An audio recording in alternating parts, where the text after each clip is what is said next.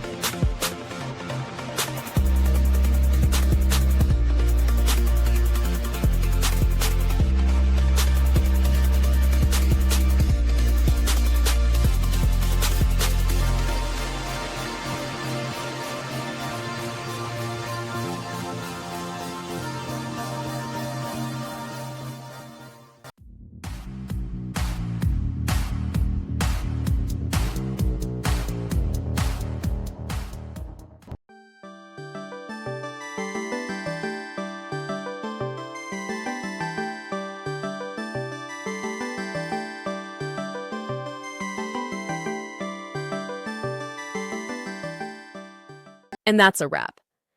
I hope you found the answer you were looking for. If you did, take a second to hit that subscribe button. It really helps out. And let me know in the comments which solution worked best for you. See you next time in the debug zone.